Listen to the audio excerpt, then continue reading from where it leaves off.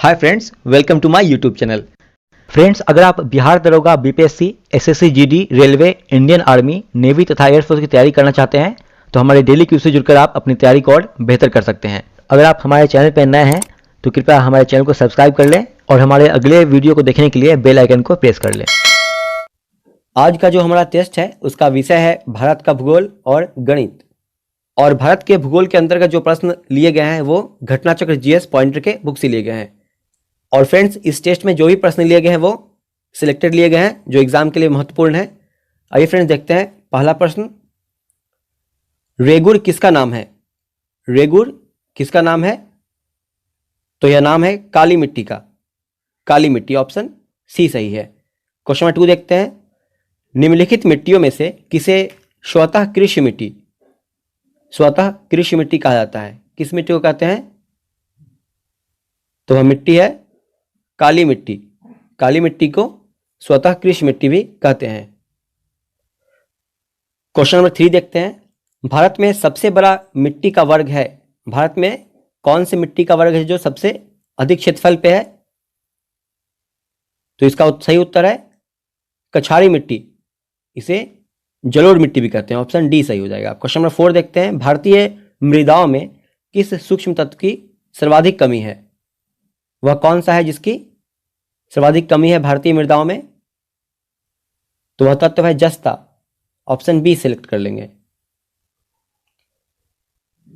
Question number 5 देखते हैं। तेजाबी मिट्टी को कृषि योग्य बनाने हेतु निम्नलिखित में से किसका उपयोग किया जा सकता है? तेजाबी मिट्टी को कृषि योग्य बनाने के लिए किसका उपयोग किया जा सकता है? तो इसका सही उत्तर है ऑप्शन ए, लाइम का या चूना का उपयोग कर सकते हैं। नेक्स्ट क्वेश्चन देखते हैं। Question number 6। मिट्टी में खारापन एवं क्षारीयता की समस्या का समाधान है? किसके द्वारा मिट्टी में खारापन एवं क्षारीयता की समस्या को दूर कर सकते हैं? तो सही उत्तर है खेतों में जिप्सम का उपयोग करके। ऑप्शन बी सिलेक्ट कर लेंगे। क्वेश्चन नंबर 7 है। कौन सा तरीका मिट्टी की उर्वरता प्राप्त करने का नहीं है? कौन सा तरीका है चारों ऑप्शंस में से जो मिट्टी का उर्वरता प्राप्त करने का तरीका नहीं है? तो इसका सही उत्तर है बीज संशोधन। ऑप्शन सी सही हो जाएगा। क्वेश्चन नंबर 8 देखते हैं। भारत में निम्नलिखित में से किस प्रकार का वन सर्वाधिक वृहद क्षेत्र में पाया जाता है? किस प्रकार का वन है जो भारत के सर्वाधिक वृहद क्षेत्र में पाया जाता है? तो सही उत्तर है इसका उष्णकटिबंधीय आर्द्र पर्णपाती वन। ऑप्शन सी सही हो जाएगा। नेक्स्ट है क्वेश्चन नंबर 9। निम्न में से किसे जंगल की आग कहा जाता है? जंगल की आग किसे कहा जाता है? सही उत्तर है इसका ब्यूटिया मोनोस्पर्मा। इसे ढाक भी कहते हैं। ब्यूटिया मोनोस्पर्मा को जंगल की आग कहते हैं। ऑप्शन सी सही है। नेक्स्ट क्वेश्चन देखते हैं। Question number 10। सागौन तथा साल किसके उत्पादन है? सागौन तथा साल किसके उत्पादन है? किस प्रकार के वन में पाए जाते हैं यहाँ? तो इसका सही उत्तर है उष्णकटिबंधीय शुष्क पतझड़ी वन में। ऑप्शन ए सही है। क्वेश्चन नंबर 11 देखते हैं। लीसा प्राप्त होता है। लीसा किससे प्राप्त होता है? यह सही उत्तर है चीड़ के वृक्ष से। लीसा चीड़ के वृक्ष से प्राप्त होता है और इसी से तारपीन का तेल बनता है। नेक्स्ट क्वेश्चन देखते हैं। 12। सारण सिंचाई नहर निकलती है। सारण सिंचाई नहर कहां से निकलती है? या सही उत्तर है इसका गंडक से। ऑप्शन डी सिलेक्ट कर लेंगे। नेक्स्ट क्वेश्चन है क्वेश्चन नंबर 13। इंदिरा गांधी नहर का उद्गम स्थल हरिके बैराज है और यह निम्न में से किन नदियों के संगम पर है? हरिके बैराज किन नदियों के संगम पर है? तो सही उत्तर है इसका व्यास और सतलज। हरिके बैराज व्यास और सतलज नदी के संगम पर है। ऑप्शन सी सही हो जाएगा। क्वेश्चन नंबर 14 है। सरदार सरोवर बांध किस नदी पर बनाया गया है? सरदार सरोवर बांध किस नदी पर बनाया गया है? सही उत्तर है नर्मदा नदी पर। सरदार सरोवर बांध नर्मदा नदी पर बनाया गया है। नेक्स्ट क्वेश्चन देखते हैं। Question number 15। ओंकारेश्वर परियोजना। ओंकारेश्वर परियोजना निम्नलिखित नदियों में से किस एक से संबद्ध है? सही उत्तर है इसका नर्मदा नदी। ऑप्शन बी सही है।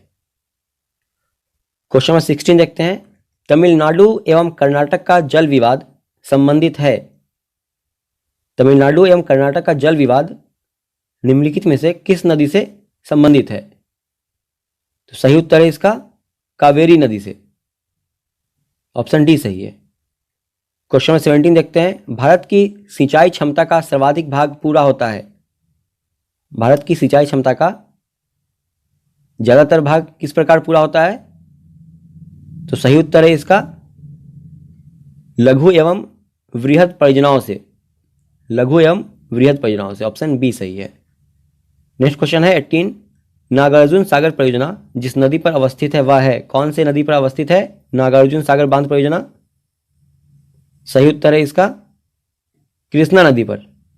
कृष्णा नदी पर। ऑप्शन डी सही है। क्वेश्चन नंबर 19 देखते हैं। चंबल नदी पर कौन सा बांध निर्मित है? चंबल नदी पर कौन सा बांध निर्मित है चारों में से? तो वह बांध है गांधी सागर बांध। ऑप्शन सी सही है। क्वेश्चन नंबर 20 देखते हैं। दामोदर घाटी निगम की स्थापना कब हुई थी? दामोदर घाटी निगम की स्थापना कब हुई थी, किस वर्ष हुई थी? तो इसका सही उत्तर है वर्ष 1948 ईस्वी में। ऑप्शन डी सही है। क्वेश्चन नंबर 21 देखते हैं। निम्नलिखित में से कौन सा युग्म गलत है? बांध और नदियों में से कौन सा मिलान गलत है चारों में से?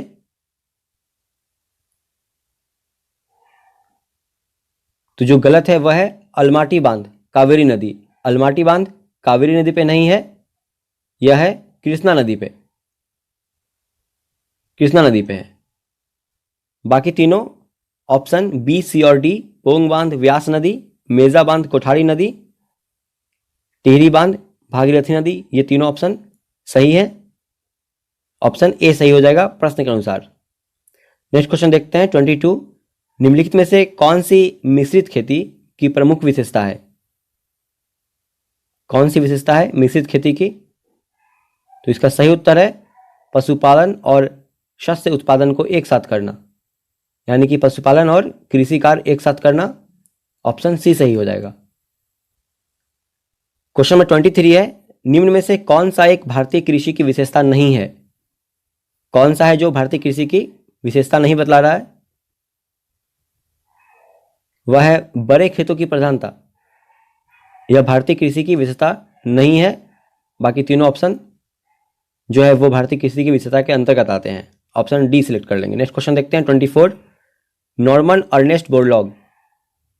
नॉर्मन अर्नेस्ट बोरलॉग जो हरित क्रांति के जनक माने जाते हैं, किस देश से हैं यह? तो ये हैं संयुक्त राज्य अमेरिका के। संयुक्त राज्य अमेरिका के। ऑप्शन ए सही है। क्वेश्चन नंबर 25 है। तपोवन और विष्णुगढ़ जल विद्युत परियोजना कहाँ अवस्थित है? तपोवन और विष्णुगढ़ जल विद्युत परियोजना कहाँ अवस्थित है? तो यह अवस्थित है उत्तराखंड राज्य में। ऑप्शन सी सही है। क्वेश्चन नंबर 26 है। Dulhasti hydro power station. Dulhasti hydro power station किस नदी पर स्थित है? तो यह है चिनाब नदी पर। ऑप्शन बी सही है। नेक्स्ट है क्वेश्चन नंबर 27। नीली क्रांति संबंधित है। नीली क्रांति किससे संबंधित है? यह संबंधित है मत्स्य पालन से। नीली क्रांति का संबंध मत्स्य पालन से। ऑप्शन डी सही है। क्वेश्चन नंबर 28 देखते हैं। क्वेश्चन नंबर 28 कह रहा है कि निम्नलिखित में से कौन भारतीय कृषि की निम्न उत्पादकता का कारण नहीं है? कौन सा है जो भारतीय कृषि की निम्न उत्पादकता का कारण नहीं है? तो सही उत्तर है इसका सहकारी कृषि। यह भारतीय कृषि की निम्न उत्पादकता के कारणों में से नहीं है। ऑप्शन सी सिलेक्ट कर लेंगे। नेक्स्ट क्वेश्चन देखते हैं 29। स्वतंत्रता प्राप्ति के बाद से भारत ने सर्वाधिक प्रगति की है। स्वतंत्रता के प्राप्ति के बाद भारत किस क्षेत्र में सर्वाधिक प्रगति की है? तो भारत ने प्रगति की है गेहूं के उत्पादन में। ऑप्शन डी सही है। नेक्स्ट क्वेश्चन है क्वेश्चन नंबर 30। किन महीनों में रबी फसल की बुआई होती है? रबी फसल की बुआई किस महीने में होती है? तो सही उत्तर है अक्टूबर और नवंबर के बीच। ऑप्शन सी सही है। क्वेश्चन नंबर 31 है। भारत के चावल के कटोरे के क्षेत्र का नाम क्या है? चावल के कटोरे क्षेत्र के नाम से किसे संबोधित किया जाता है? तो वह है कृष्णा गोदावरी डेल्टा क्षेत्र। ऑप्शन बी सही है। क्वेश्चन नंबर 32 है, पेगिंग एक लाभकारी प्रक्रिया है। पेगिंग एक लाभकारी प्रक्रिया है किस फसल के लिए? तो इसका सही उत्तर है मूंगफली के लिए। ऑप्शन सी सही है। क्वेश्चन नंबर 33 है, फसल का प्रकार जिसमें हवा से नाइट्रोजन संचित करने की क्षमता होती है, वह कौन सा है जिसमें हवा से नाइट्रोजन को संचित करने की क्षमता होती है मिट्टी में? तो वह है दालें की फसल। ऑप्शन बी सही है। क्वेश्चन नंबर 34 देखते हैं, अदरक का तना जो मिट्टी में उगता है और खाद्य का संग्रहण करता है, वह कहलाता है, क्या कहलाता है वह? अदरक का तना जो मिट्टी में उगता है और खाद्य का संग्रहण करता है, उसे कहते हैं प्रकंद। प्रकंद कहते हैं। ऑप्शन बी सही है। क्वेश्चन नंबर 35 देखते हैं, स्टॉक फार्मिंग क्या है? स्टॉक फार्मिंग क्या है यह? तो इसका उत्तर है स्टॉक फार्मिंग है पशुओं का प्रजनन करना। ऑप्शन बी सही है। ऑपरेशन फ्लड, ऑपरेशन फ्लड का संबंध किससे है? ऑपरेशन फ्लड का संबंध किससे है? तो इसका संबंध है दुग्ध उत्पादन एवं वितरण से। ऑप्शन डी सही है। क्वेश्चन 37 देखते हैं, भारत में श्वेत क्रांति का जनक, भारत में श्वेत क्रांति का जनक किसे कहा जाता है? सही उत्तर है डॉक्टर वर्गीज कुरियन को। डॉक्टर वर्गीज कुरियन को। ऑप्शन ए सिलेक्ट कर लेंगे। क्वेश्चन नंबर 38 है, नियमगिरी पहाड़ी, नियमगिरी पहाड़ी किस राज्य में स्थित है? यह स्थित है ओडिशा राज्य में। नियमगिरी पहाड़ी उड़ीसा राज्य में स्थित है। क्वेश्चन 39 है, अक्टूबर और नवंबर के महीनों में भारी वर्षा होती है। कहां पे भारी वर्षा होती है अक्टूबर और नवंबर के महीनों में? तो वह सही है ऑप्शन सी, कोरोमंडल के तट पर।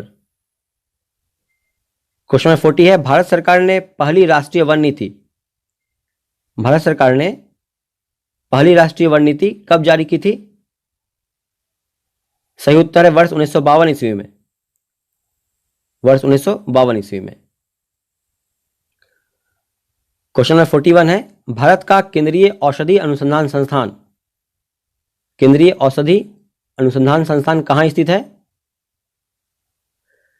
यह लखनऊ में स्थित है। ऑप्शन बी सिलेक्ट कर लेंगे।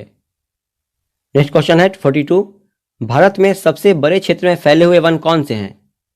भारत के सबसे बड़े क्षेत्र में फैले हुए वन कौन है? सही उत्तर है इसका उष्णकटिबंधीय पर्णपाती वन। उष्णकटिबंधीय पर्णपाती वन भारत के सबसे अधिक हिस्से में फैले हुए हैं। ऑप्शन बी सही है। क्वेश्चन नंबर 43 देखते हैं, पूर्णतया कार्बनिक यानी कि ऑर्गेनिक बनने वाला प्रथम भारतीय राज्य कौन सा है? भारत का वह कौन सा राज्य है जो 100% ऑर्गेनिक बन गया? तो वह राज्य है सिक्किम। ऑप्शन बी सही है। क्वेश्चन नंबर 44 देखते हैं, निम्नलिखित में से कौन सा खरीफ की प्रमुख फसल नहीं है? चारों ऑप्शन में कौन है वह जो खरीफ की फसल नहीं है? सही उत्तर है गेहूं। गेहूं खरीफ फसल नहीं है, यह एक रबी फसल है। नेक्स्ट क्वेश्चन है 45, निम्नलिखित में से कौन सा डॉक्टर हवा के नाम से जाना जाता है? वह कौन सा है जो डॉक्टर हवा के नाम से जाना जाता है? सही उत्तर है इसका हरमट्टन। हरमट्टन। ऑप्शन डी सही है। अगला प्रश्न है 46, यह एक गणित का प्रश्न है।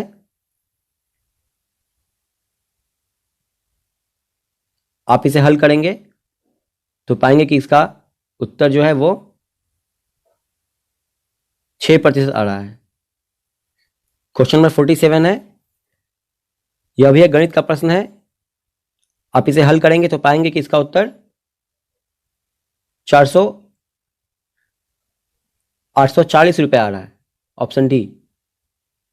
क्वेश्चन नंबर 48, इसे हल करने पर आप पाएंगे कि इसका उत्तर आ रहा है 512 रुपये। Option C.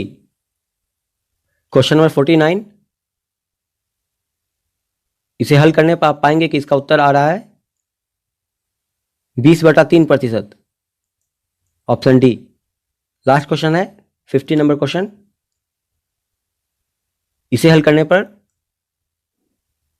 आपका उत्तर आएगा 400 रुपये, ऑप्शन ए। तो आइए फ्रेंड्स, अब आज का रिजल्ट देख लेते हैं। फ्रेंड्स, आज के टेस्ट के जो प्रश्न लिए गए थे वो घटना चक्र से लिए गए थे, घटना चक्र जीएस पॉइंटर से। और आज का जो विषय था वो भारत का भूगोल था। कुल 50 प्रश्न थे, जिनमें रोहित झा ने कुल 50 प्रश्न अटेम्प्ट लिए और उन्होंने 49 प्रश्न सही किए हैं। नेहा कुमारी ने 49 प्रश्न अटेम्प्ट लिए और उनके 46 प्रश्न सही हुए हैं। राजकुमार पासवान, शंकर सुमन, सौरभ कुमार ने कुल 45 प्रश्न सही किए हैं। आइए फ्रेंड्स, आगे देखते हैं और हमारे साथियों ने कितने मार्क्स सही किए हैं। हमारे ग्रुप के जो भी मेंबर हैं वे सक्रिय हैं और काफ़ी मेहनत कर रहे हैं।